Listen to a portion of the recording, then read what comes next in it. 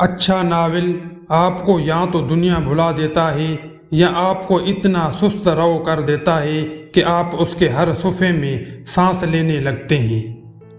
کہیں پڑھا تھا بڑے ناول کی لازمی خاصیت یہ ہے کہ یہ آپ کو شدید بور کر دیتی ہے۔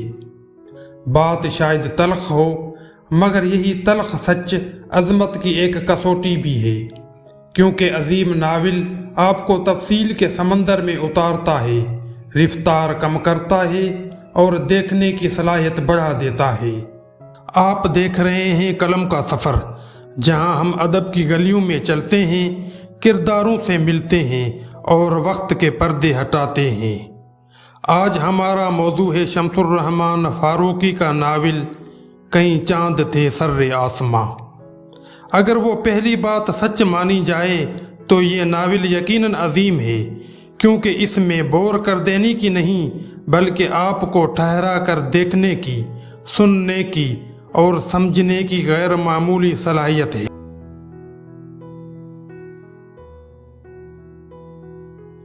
شمس الرحمن فاروقی اردو کے بے مثال نقاد، تنقیدی مضامین جنہوں نے ادب کی سمت و رفتار پر گہرے اثرات ڈالے، افسانہ نگار بھی، نئی طرز کی غزلیں اور نظمیں بھی کہیں، مگر ان کی شہرت زیادہ تر تنقید کی بلند قامت دنیا سے جڑی رہی۔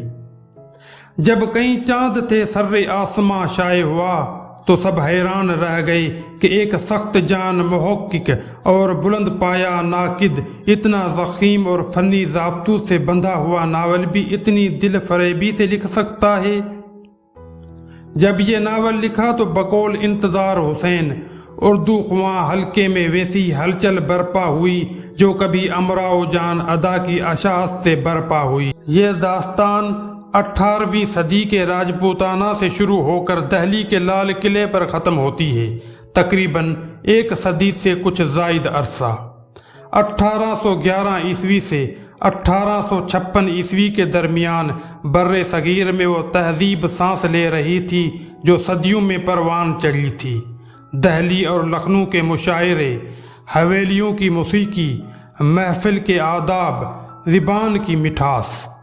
اسی پردے پر مغلیہ سلطنت کا زوال، انگریزوں کی سیاسی چپقلش، نو آبادیاتی نظام کے منفی اثرات، عوام کی بے بسی، باغیانہ تیور، اردو فارسی شاعری کی بدلتی صورت سب ایک ساتھ دکھائی دیتے ہیں۔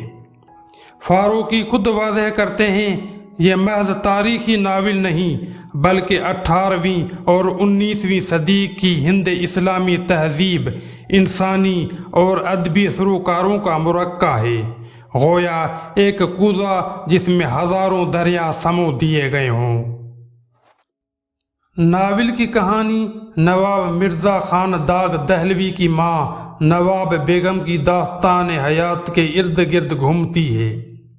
انتظار حسین کہتے ہیں کہ اس ناول کی کہانی کسی اناڑی کے ہاتھ لگتی تو وہ اسے جلد بازی میں 100-200 صفحوں میں لپیٹ کر اس کا بیڑا غرق کر دیتا، لیکن شمس الرحمن فاروقی نے کوئی جلد بازی نہیں کی۔ ابتدا ایک آنکھوں کے ماہر کی ڈائری سے شروع ہوتا ہے، پھر محمد یوسف ساداکار کے خاندان کی راجپوتانہ سے کشمیر اور کشمیر سے دہلی منتقلی اور دہلی کی گلی کوچوں میں بکھری ہوئی زندگی کی پرتیں کھلتی ہیں۔ وزیر خانم کی زندگی میں پہلا بڑا موڑ ایک انگریز افسر مارسٹن بلیک، ایک نظر میں مسحور، اور پھر وہ انہیں اپنے گھر لائے مگر بلوے نے بلیک کو چھین لیا۔ اس کے بعد دہلی کے ریزیڈنٹ ولیم فریزر کی نگاہ ٹھہری، یہ تعلق تقدیر میں کھنجر بن کر اترا۔ فریزر قتل ہوا اور اس قتل نے نواب شمس الدین احمد خان یعنی داغ دہلوی کے والد کو پھانسی کے پھندے تک پہنچایا۔ اودھ میں بیاہ وہ سیابی ڈاکو نے چھین لیا۔ پھر مرزا فخر الدین، بہادر شاہ ظفر کے ولی عہد کی طلب اور قلعے کی فضا، مگر ہیضے نے یہ سیابی ہٹا دیا۔ وزیر خانم بار بار پرکھتی رہیں، فیصلے خود صادر کرتی رہیں اور ہر قیمت خود چکاتی رہی۔ یہی انہیں محض کردار نہیں علامت بناتا ہے۔ فاروقی کی نثر محاورے، تشبیہ اور منظر نگاری سے ایک بصری تھیٹر رچا ہے۔ چاند یہاں حسن کی علامت ضرور ہے، مگر وقت، تقدیر اور خوابوں کی گردش کا استعارہ بھی۔ یہ ناول تاریخ اور فکشن کی سرحد پر کھڑا ہو کر ہمیں تہذیبی مطالعہ سکھاتا ہے کہ زوال صرف سیاسی حادثہ نہیں، جمالیاتی تجربہ بھی ہوتا ہے۔ وزیر خانم ہمیں بتاتی کہ خودداری آسان نہیں، اپنے فیصلوں کی قیمت ہمیشہ دینی پڑتی ہے، اور یہی شعور اپنے زمانے کو دیکھنے، پرکھنے اور انتخاب کرنے کا اس ناول کی اصلی میراث ہے۔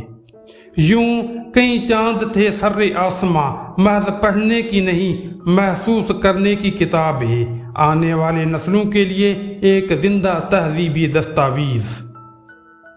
اگر یہ ادبی سفر آپ کو بھایا ہو تو قلم کا سفر کو سبسکرائب کریں، ویڈیو کو لائک اور شیئر کریں، کمنٹس میں اپنی رائے دیں۔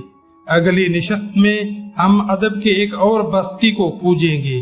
تب تک اپنے الفاظ اور اپنے ذوق کا خیال رکھیے گا۔